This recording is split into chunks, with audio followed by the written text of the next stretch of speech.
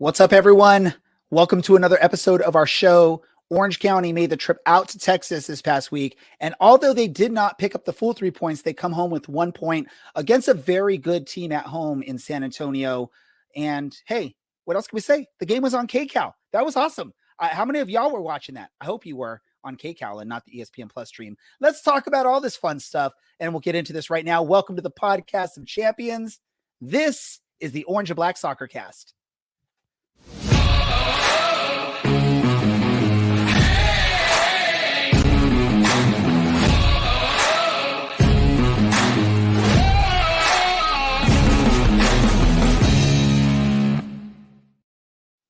How's it going, Orange County? Welcome to another episode of the Orange and Black Soccer Cast, the first and only podcast dedicated to Orange County Soccer Club, its fans, and supporters. I'm your host, Ray Samora. I'm here to take you through this journey as we discuss all things Orange County Soccer Club. Let's see who's helping me out for this episode. First, we've got Mr. Brad. How are we doing, Brad? Why did it take you so long to remember my name there? I just wanted to make sure that you were who I thought you were, because I think, like most of us, I'm sure plenty of you all thought it was Colin Shuttler in goal to start the match this weekend. And we found out, midway into the match that it was, in fact, the youngster, Duran. I just wanted to make sure it was you and I wasn't being fooled. It's okay. Lots of white guys with beards on this show. Yeah, that is actually a thing. That's like the theme here. Let's bring one of those bearded guys here, Mr. Larry. Larry, how long did it take you to figure out it wasn't Colin Shuttler in goal? 37 seconds. And then I was trying to figure out what the hell those announcers were talking about. I'm literally looking at Kerry going, that's not Colin. What are these guys talking about? Yeah, it was annoying. Look, you're a professional announcer on TV nationally. Learn your freaking job. But to be honest, Larry, the club released that it was Colin Shuttler. If you even look at the pregame show, they went with what the team released as Colin Shuttler. So I think they were just as surprised as the rest of us. Yes, but it took me 37 seconds. It took them 46 minutes. It took me at the Harp. We were actually looking at it. I was looking at him like, I thought Shuttler changed jersey numbers this year. and yeah, so yeah, someone's Carlos is calling me out that it took me a while too. We were debating it for a while. I thought he was number 1, and then I see number 20. I'm like, wait, Shuttler's 20 again? But hey, let's talk about this. We got more people to introduce. Let's bring on Mr. DK, one of the writers. And how long did it take you, DK, to realize it was not Shuttler in goal? Well, unfortunately, I actually wasn't able to start the game live because I had plans that stopped me from. So I found out on Discord when everybody else was freaking out, saying where's Shuttler. I was able to put it on KCAL at the second half while I was at a bar. But I already knew at that point. Yeah, it was very interesting because, they were talking about Shuttler for that whole first half of the match. But let's give props to the broadcast on KCAL. How cool was it? And we'll skip Brad on this question because obviously he's not local, doesn't get KCAL. But how cool was it to be able to go and either from your couch or go to a local bar, restaurant, wherever, and say, hey, can you put it on Channel 9 for me so I can watch the game? Larry, how cool was that for you? I honestly, I'm not in on that conversation. I watched it from home. I do not have cable, so I cannot watch KCAL 9. I watched it on ESPN Plus with the San Antonio Homer announcers who had no clue what the hell they were talking about. Have I mentioned that they made me unhappy? I'm skipping you, Larry. I'm skipping you. I want to hear about KCAL. DK, you got to at least watch the second half on KCAL. How did that feel to be able to do that? Oh, I thought it was amazing. I was, geeking out the whole time with all the people that I was with. That night I had other plans. We ended up at a brewery. They had a TV, and I just went up to the bartender and asked him to put on KCAL, and he obliged. So it was a great way for me to be able to watch the second half, regardless of my plans, being anywhere in Orange County area. So that was amazing. And I was super stoked to get to catch that second half. And we learned if you watch, there was people even talked about watching it like in downtown LA at a pool hall. We were watching it. I was at the watch party at the Harp. The Harp is awesome because they had it set up to stream the ESPN on 2 of the TVs out on the patio. I got in there. I talked to the owner. I said, hey, is there any way we can get it on Channel 9 because the game will be on Channel 9 today. And he seemed really stoked because it's a lot easier for him to put it on Channel 9. He was able to get it on all the TVs, plus have it on the sound blaring. So that was really cool to see as well. So this is going to be awesome as long as people keep tuning in to watch the matches on KCAL 9 when they're good. And the good thing is it's for the away matches right here. A lot of the time with the Bally Sports stuff, it was home matches that they were streaming on Bally Sports, which, we're all at the stadium. There's not as many of us watching. So the fact that it's a good away match on KCAL and without having to listen to those San Antonio announcers that Larry was tortured with for the match. And apparently rumor is they mentioned our podcast on the stream, which was pretty cool on KCAL. I didn't get to hear it, or I didn't hear it myself, but rumor was circulating that was in fact something that did happen. So pretty cool. Yeah. Producer Andy is going to chime in really quick. Go for it. Yeah. On the mention of us getting a shout out, there was a moment, and I don't remember exactly when it was, but it's David Gascon, I think is how you say his last name. He mentioned, hey, Orange and Black Soccer Cast, they're posting a bunch of pictures of people watching on he said Twitter, but whatever that bird app's called now. And then he also mentioned that we were watching it at the Harp. I was not at the Harp. I was at a local restaurant. And it was exactly as you described. I walked in, I said, hey, can you put on Channel 9? It took them a few minutes because, they're overworked. But then I sat there and ate my hamburger and watched it just like a normal person, not a soccer sicko. Yeah. It was really cool. I like that experience. Larry, you said you weren't a fan of the San Antonio announcers. Was there anything specific you didn't like, or was it just the whole shebang? It was just, listen, I'm a sports fan. I'm a hometown sports fan. When Victor Rojas was the announcer, the play-by-play guy for the Angels, the guy lived 10 minutes away from me. I knew him personally. And he was a little bit of an Angels homer, but he knew his stuff. And it wasn't just all about how wonderful the Angels were. He talked about the other guys on the other team, and he had a clue as to what the hell he was talking about. And these people that they had in San Antonio, even Carrie, who, again, she doesn't really know a whole lot about soccer. Even she's sitting here going, God, they are horrible. They were illogical with what they were saying. They couldn't figure out who the goalkeeper was. They kept putting the camera onto Duran, and they kept saying Shuttler. Never mind that they don't look anything alike. Duran looks like he's 17, without question. Colin Shuttler is obviously 25 years old. And then, even at one point they got the back of the jersey, and it said Faree, however you say his name. I'm going to apologize to you, Duran. I need to learn how to say your name properly. And they still were saying Shuttler. It's like, come on, guys, figure it out. It was just the whole game. They were really annoying, and they were just such homers. And it's never enjoyable to watch a game with just straight up homers as your announcers. Be professional. Hey, but regardless of how you're watching it, there was actually a match played on the pitch. Let's talk about that match in San Antonio. Orange County on the road in San Antonio. A 0-0 draw, but I think, like our old friend Alan used to say, a point on the road, you can come away feeling at least somewhat victorious, and especially when it's against a tough team like San Antonio, who I believe Harry was telling us last week have scored 2 goals in all of their home matches this season, and were able to go in and get a shutout with the 17-year-old goalkeeper. Some questionable maybe calls here and there, but that happens all the time. I'm not going to gripe too much about that. And Orange County had some opportunities, albeit a few, but they had some opportunities. Thoughts, Brad, since we haven't heard from you for a while, thoughts on this match and the performance from Orange County, and did they deserve the result they got with a 0-0 draw there? If you told me last week Orange County would draw with San Antonio given the form we've been in, I would have been a little disappointed. Looking at this game, San Antonio clearly had a plan to not allow Orange County to do anything in the final third. It's where we've been struggling all season. They played physical, although I think Mitchell Tainter got away with even the San Antonio homers were saying Tainter got away with a red in that 30-minute-ish moment in the game. You know, a little disappointed with our substitution players this game.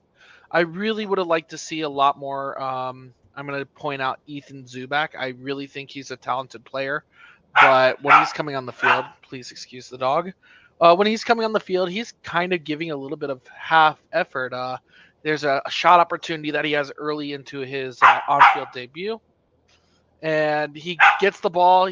One touch, he would have been at a really good spot, but he kind of just chips it a little, right at the keeper, and it was the easiest save for him. I really do think our offense is better than how they played this game. Our defense still is absolutely phenomenal, and with Fari in the net, he made some really good, quick saves that you would have thought it was just Shuttler, just like the announcers did. There's one save early in the second half where San Antonio chips the ball into the box, player misses the header, and Fari has to do a body contorting cat-like reflexes to even make the save in the first place. So man of the match for me is Dylan Fari, hands down. Larry, your thoughts on this match and the performance from the team, and who was your standout performer? Pulled a Brad. He pulled a Brad. I never do that. That was totally intentional. I wanted to make sure my dog wasn't barking. Oh wait, I don't have any dogs. I have cats. I think that I said this on our Discord server. Ashton Miles is a boy playing like a fully grown man. He has been absolutely stellar. Listen, I love Marcus Nackham. He's a fantastic player. Honestly, with the way that Ashton has been playing, Marcus hasn't missed that much. It will be great to get him back. Don't get me wrong. It'd be great to get him back. But I think Ashton was just terrific for the entire game. He stood up to every challenge that came at him, had a couple of great tackles early on. Here's the thing about this team right now. 0-0 against San Antonio. At San Antonio, we come out with a result. We go to Sacramento, we come out with a result with a substantially weakened by injuries team. And we are still getting results and getting wins across the board. USL Championship should be really terrified when everybody on this team gets healthy. Come June, July, August, when we've got a fully healthy squad, nothing's going to stop this team. I actually predicted that we would lose this game 2-0. I thought that San Antonio, coming off a loss, would be pissed off. We don't have a lot of luck going to San Antonio, but you know what? We came out of there with a 0-0 draw, and I was happy about it. I thought it was fantastic. Yeah, I'll agree. It's a pretty good performance. Again, you go into San Antonio, it's a tough team. It's a tough travel, really. And you get at least a result, 1 point on the road. That's really, really cool to see. DK, I'm going to jump to you. And first of all, before I ask you for your tactical analysis of what happened in this match, can we just give you props? I mean, you're getting props on socials for your excellent writing that you're doing for our website. So for those of you that only listen to the podcast or only watch us when we do our live shows, go check out what DK is providing. His analysis of matches. He's doing really good, and he's actually getting love from people that aren't really us on that. So DK, your thoughts on this match? Well, thank you so much, Ray, for the shout out there. I really appreciate it. I do try to work hard on those post-match reviews, and I was able to watch the game in full on Sunday just to write that article and to analyze the team a little bit. And I mean, I think what we can look at with this squad and the coaching and the tactics that we've had so far is that the adaptability of this team has been just astonishing so far. We can criticize the offense. There might be, need to be a little bit more clinical in the final third, but man, what we've been doing with so many changes to the starting lineup, like every game this season, we have seen a change to the starting lineup. We haven't had consistency yet due to injuries, due to whatever one might be. And at least 2 of these matches, we found out that they happened last minute. And for the team to be able to adjust to last minute changes like that, I think is a testament to how strong this team can be throughout the rest of the season. I think something that we do phenomenal, especially in the last few games, but I think the biggest highlight of this match was just our midfield play. Watching the passing between the team, we weren't relying on those long passes that we kind of saw in the first couple of games this season. It was all midfield buildup, which was just fantastic to see. Kyle Scott, Cameron Dunbar, Kevin Partita were passing all around each other.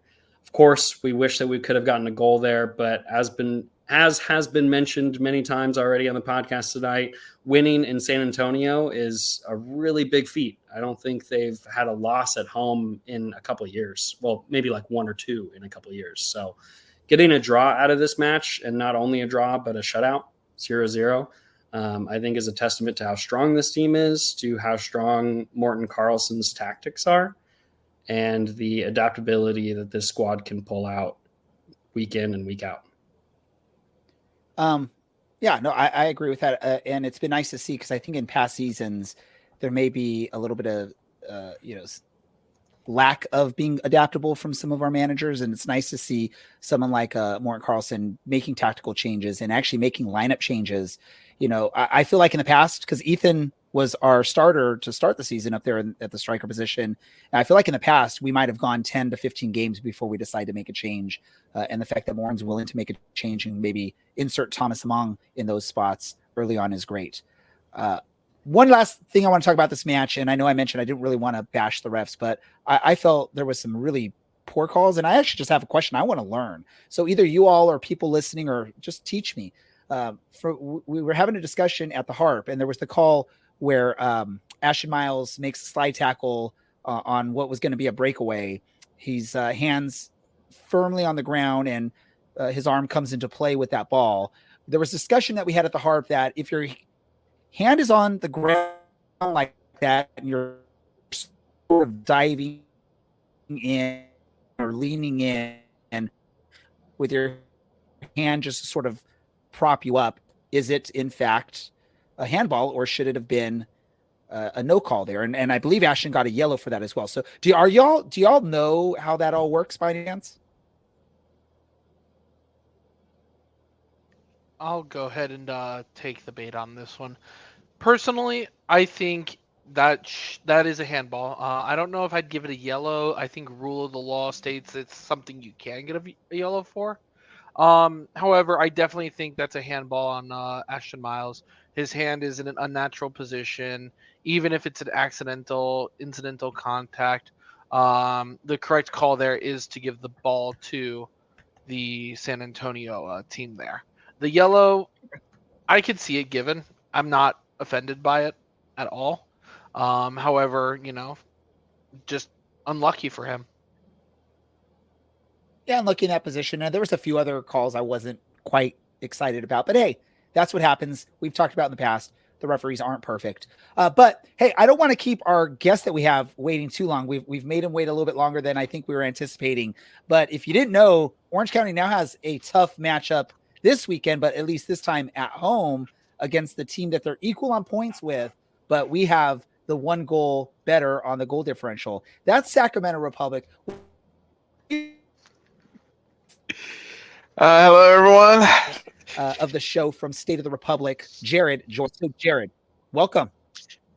Good evening, everybody. Good evening, Orange and Black Soccer Cast. Always good to be here. Of course, this being the second match, I'm not sure how happy I'm going to be because, just look at the last time we played. Yeah, the last time we played saw a great last-minute goal from Colin Shuttler. I'm sure those of you in Sacramento were loving that. I know you weren't at the match, Jared, but I'm sure you were loving that last-minute goal from the goalkeeper. Yeah, I loved it like a colonoscopy exam. Wow, that's fun.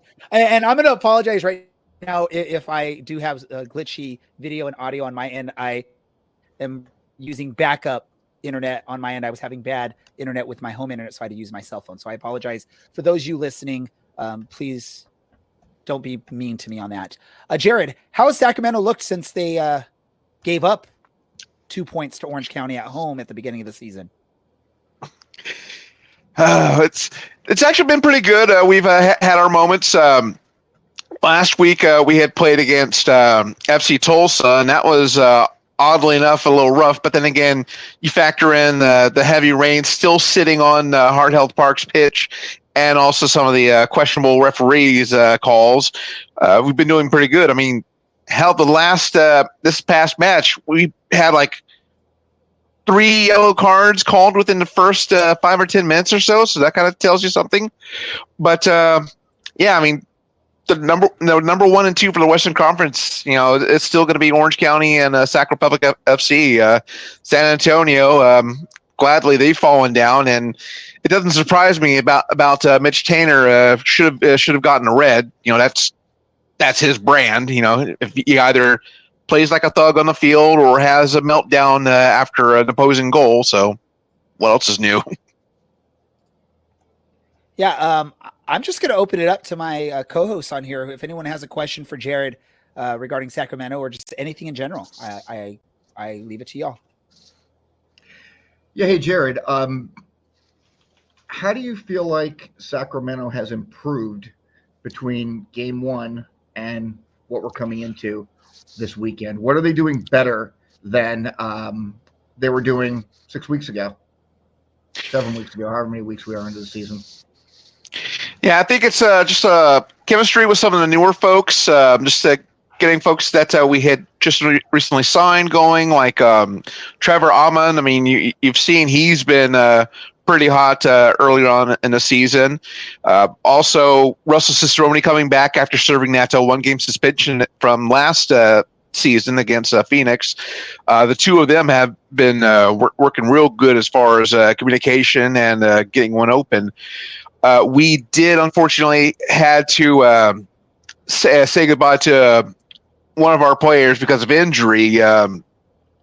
But in his place, we actually have taken advantage of our partnership with Huddersfield Town AFC, which our owner owns. So name is Kieran Phillips.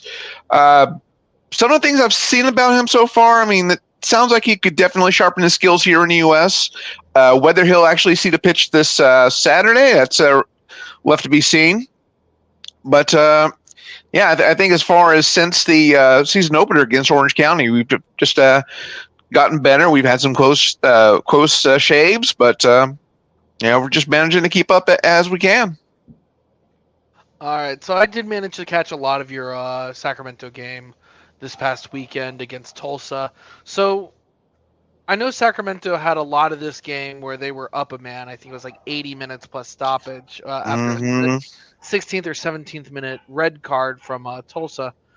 The fact that Sacramento only pulled 1 goal and allowed a goal to be scored by Tulsa, is that more just unlucky, or was there something missing from the Sacramento offense this past game?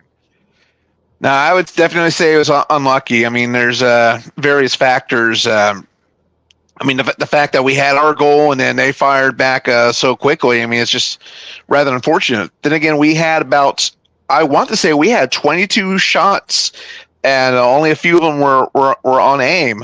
It's something that I've really, had questions about, as far as our club, the fact that we have these finishing opportunities, and yet we sail it right above the bar or just randomly off where.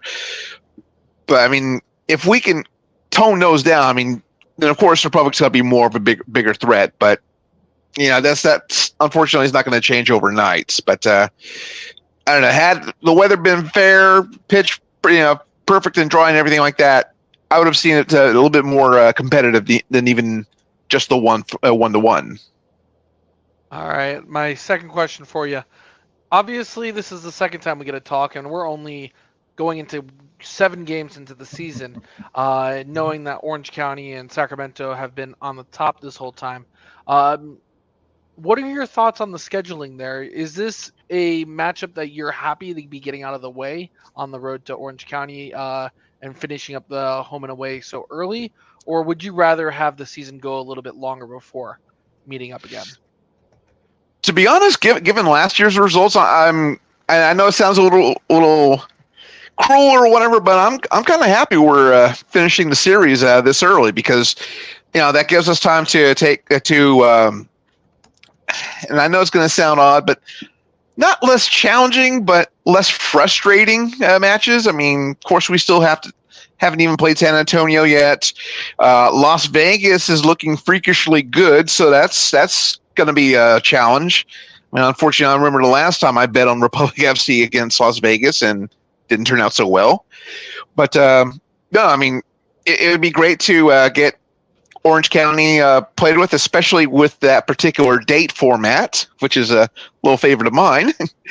But no, I mean it's great to knock out the Californian series as we can. That way we can focus on trying to shore up the rest of our Eastern Conference schedule. I mean we're going all the way to Rhode Island in a couple weeks, so that's going to be a bit of a strain. All right, my last question for you. USL Championship has you at the number 2 power rankings in the league. Is that fair, too high, or too low? No, that sounds about right. I mean, we could definitely improve on some things, but compared to some years past, it sounds about right for us. So, it would be nice to get back up into number 1, but that involves finishing our shots. Obviously lowering down on the yellows, but no, I mean that sounds about a fair position. All right, Jared. Just speaking, since you'll be coming down to Orange County this time, and I haven't been able to watch too many Sacramento games this season yet. How is your guys' away form currently? And is there generally a focus in the style of play that you've noticed in regards to really trying to attack early, be offensively strong, or hold the defense line well to prevent the home team from necessarily getting an early lead? I would usually say we'd want to attack early because in the past we've if we've scored early enough, we usually try to ride the wave, so to speak. But I don't think we can really even try anything with that because I've noticed the first halves, go in our favor, and then second half we just kind of start slacking off. I mean, thankfully we've had some saving graces, but I don't know. I would say we'd want to try to score early and just put the foot on the gas as we can. Definitely. And I don't know if you've been able to watch too many Orange County games, but is there anything that you are worried about in regard to Sacramento coming to Orange County, anything that could prevent your club from stealing some points in our hometown? Well, first of all, there's the goalkeeper that, I'm still spouting Italian profanities over from the first game. But, as long as you got an Olowski on the pitch, that's always going to be trouble for us. But, I mean, it's a well-even breadth of talent that Orange County has. That's why they're maintaining as high as they can. I mean, I still say it's frustrating to play against Orange County, but at least this is the second match. More than likely, we'll probably end up meeting in October or November. Here's the interesting thing with this these early matches between Orange County and Sacramento is if and or when they meet in the playoffs, it's going to be completely two different teams than what they have experienced playing in this early part of the season. So there'll be very little tactical you'll be able to take from the early matches against each other in the season and utilize that in the playoffs, which is going to be very interesting for these two teams. I was just looking as y'all were talking to, I'm looking at statistically, these are two of the better defensive teams early on in the season.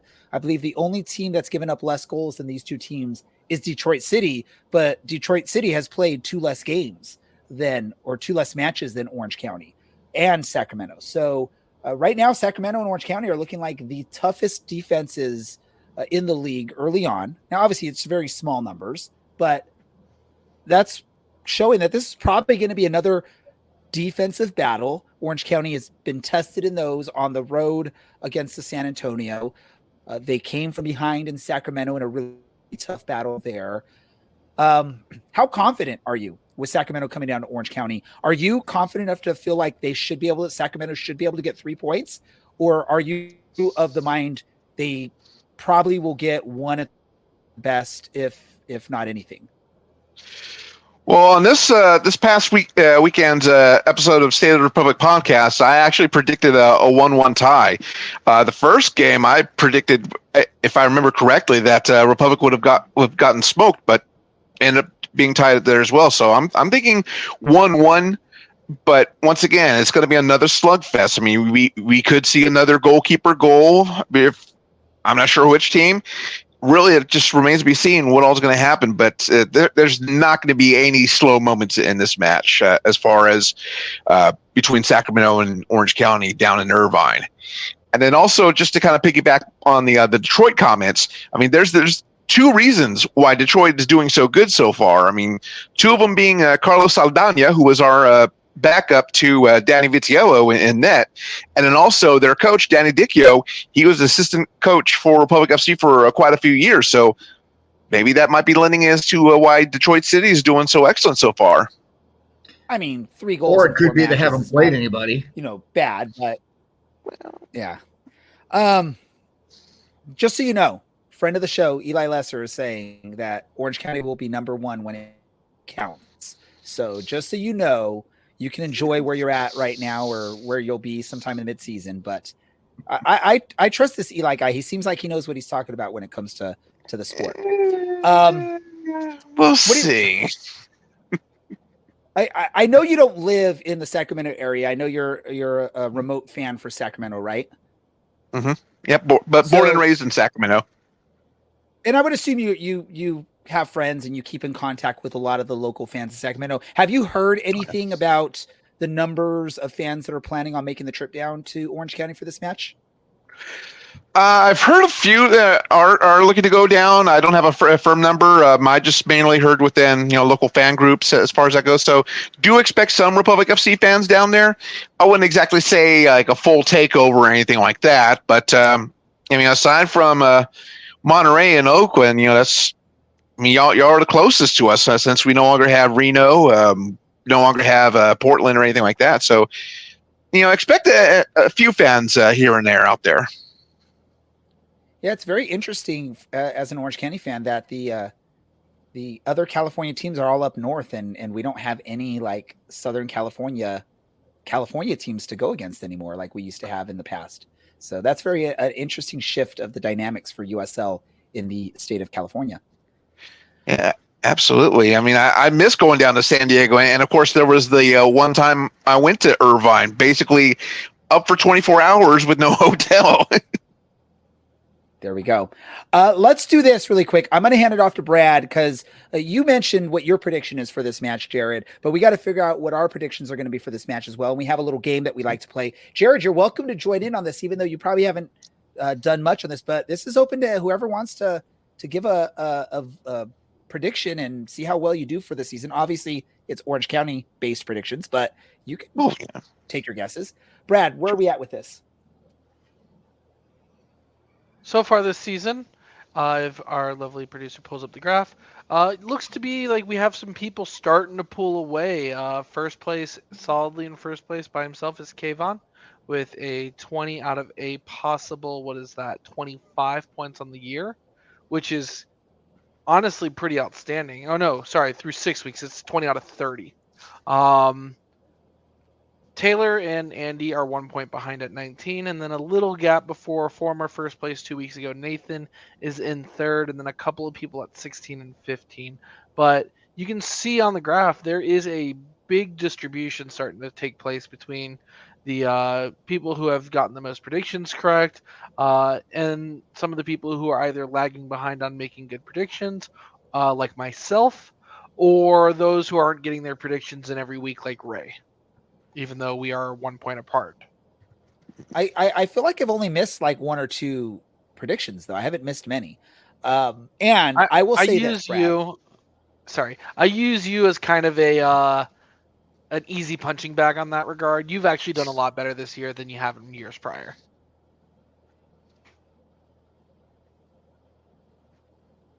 And I believe Ray's internet just went kaput. Anyways, I'm going to go ahead and continue.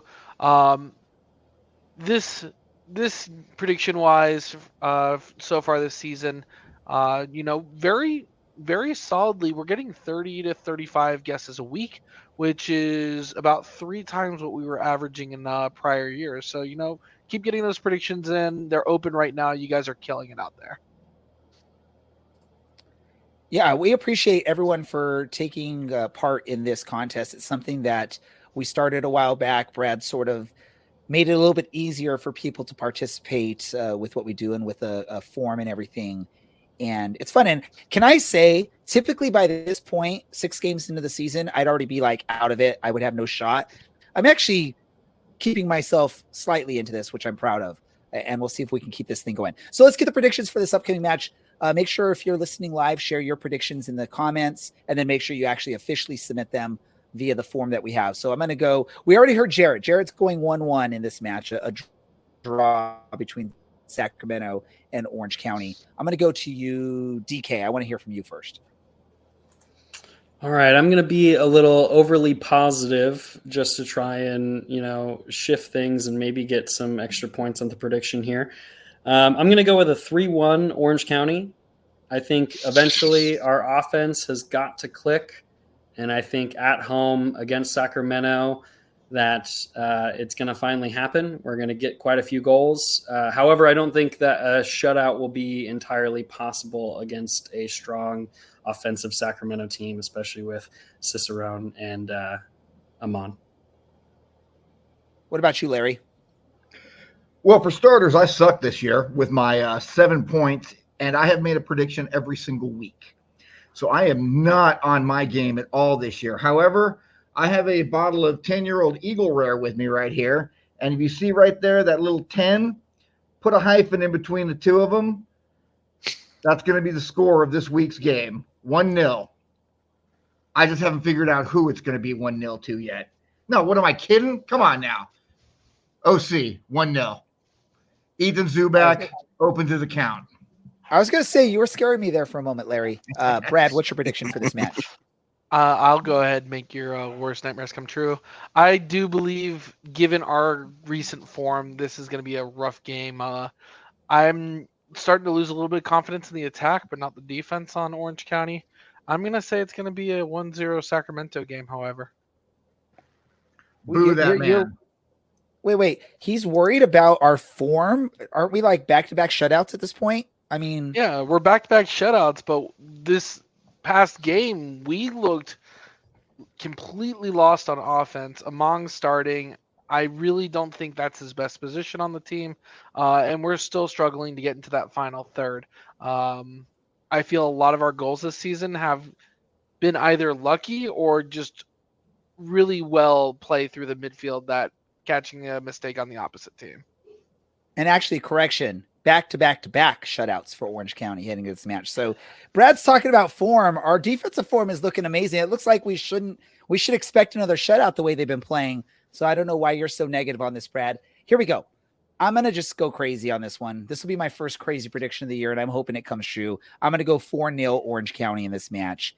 They're going to open up the scoring while continuing their great defensive form, a 4th straight shutout, plus 4 goals for Orange County in a magical destruction of Sacramento here in Orange County. And the Sacramento players and fans will be boarding that Southwest Airlines flight back home with tears in their eyes.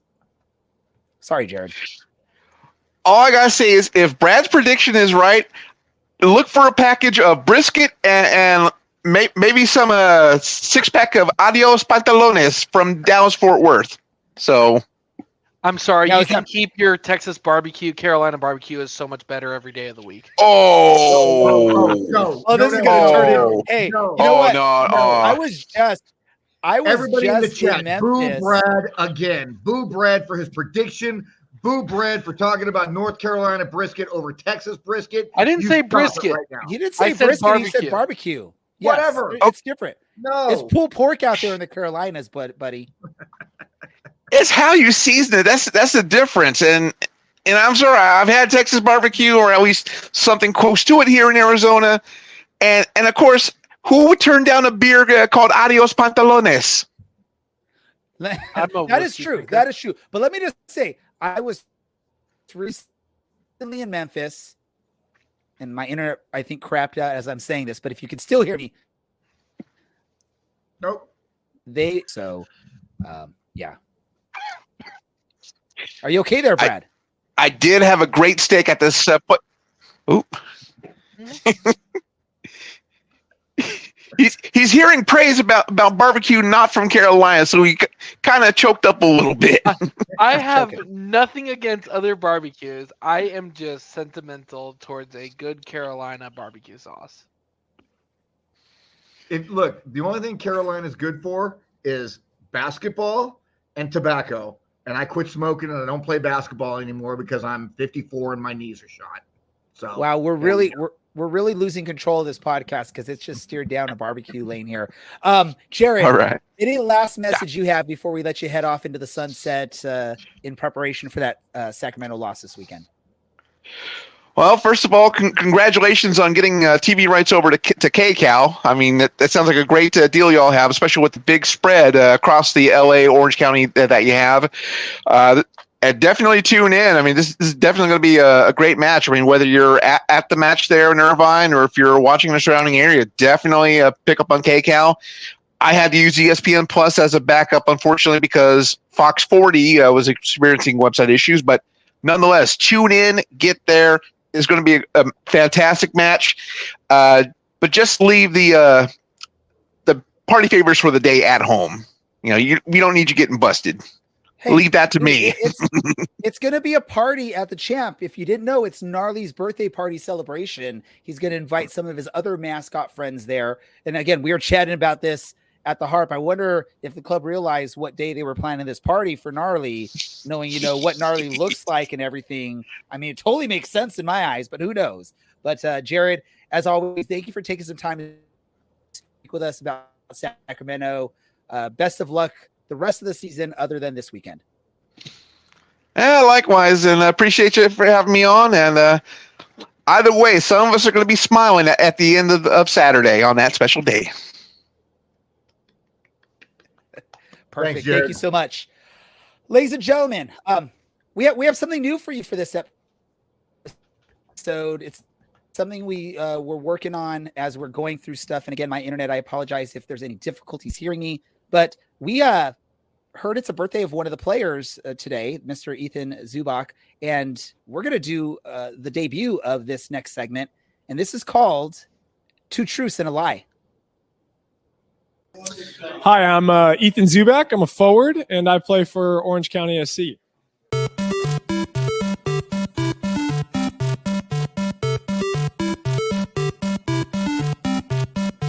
I have scored a goal in the USL 10 seconds into the game. I am a UCLA Bruin. And I have 6 brothers.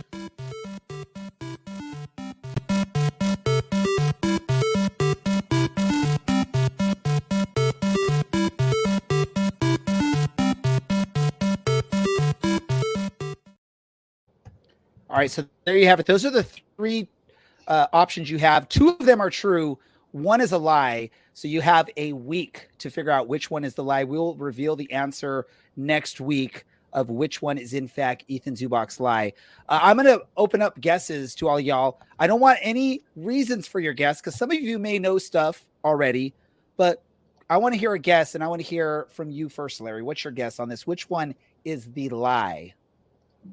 I think that C is the lie. Larry thinks it is C. All right. What about you, DK? I'm going to go with B. Brad, what do you think? I also am going to go with B. Perfect. I will say this. I shared this clip with my family before we went live on the air. And I'm just going to say this. I'm not going to tell you what they answered, but none of them got it right. So there was actually some trickery going on, and people were trying to pay attention to all the little details of things going on this to try and guess it. But again, my family didn't get it right. And I know the answer, and I don't want to potentially give it away with my facial expressions as I talk. So I'm not going to even take a guess on this. So again, you have a week to figure that out. We will reveal it next episode. With that said, let's get into before we go to what we learned today, I just want to ask, is there any important random thoughts that anyone wants to discuss before we wrap things up?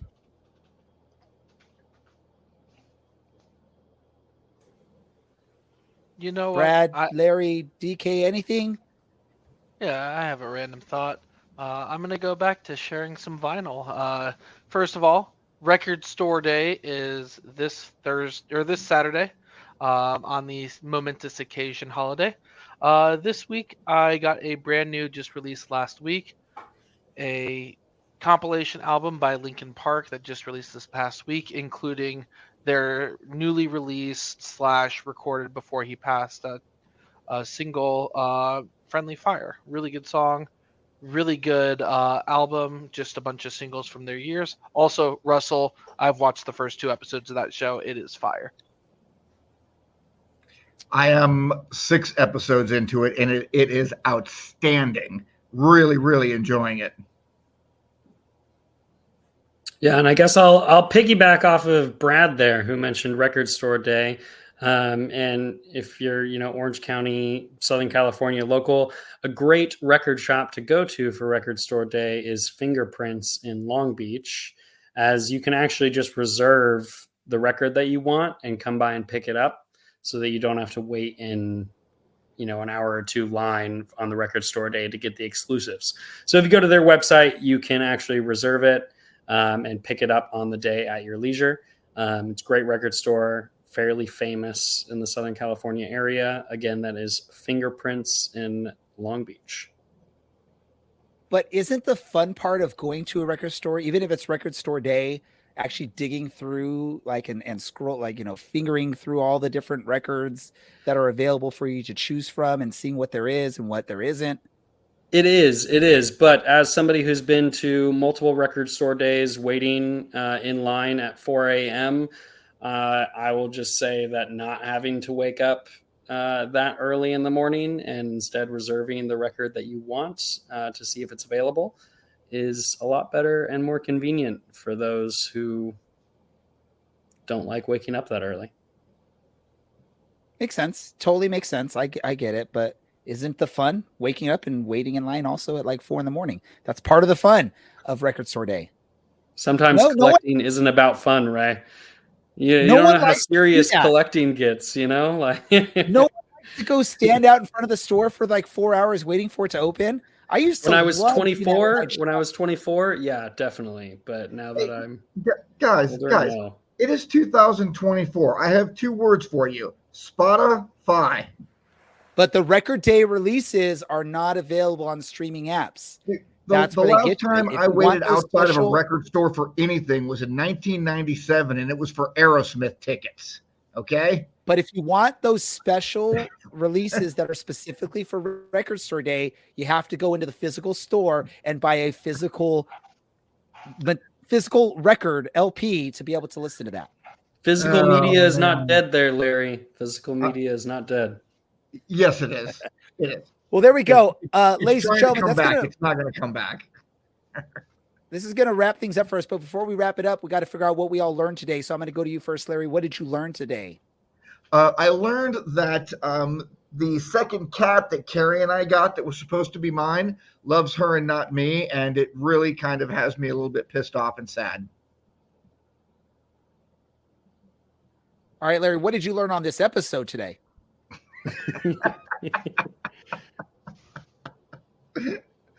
What did I learn on this episode? I learned that potentially Ethan Zubak might be a Bruin, which is weird because I'm a UCLA guy, and if he in fact is, I should know that.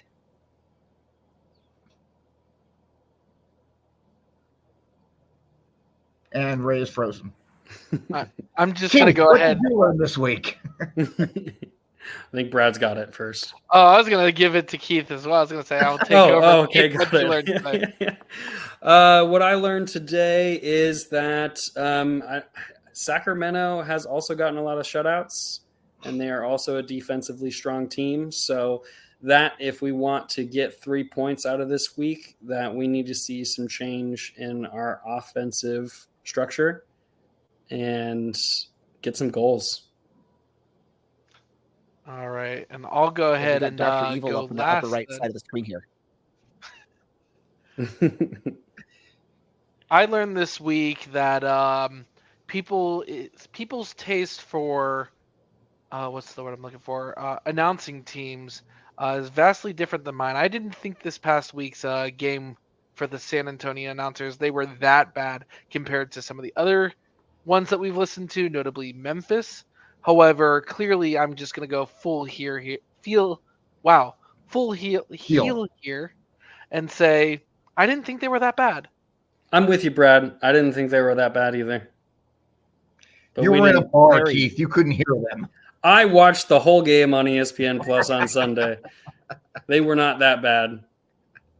Well, hopefully y'all can hear me for what I learned, but in this episode, I did learn that apparently all y'all think your barbecue is the best barbecue in the world. Can't we all just get along? If you want brisket, go to Texas. If you want ribs, go to Memphis. If you want pulled pork, go to Carolina. There you go. That's how that all works. And that's the way barbecue works, and just live with it. I think the only thing we can agree on is hashtag Samora out. Ooh.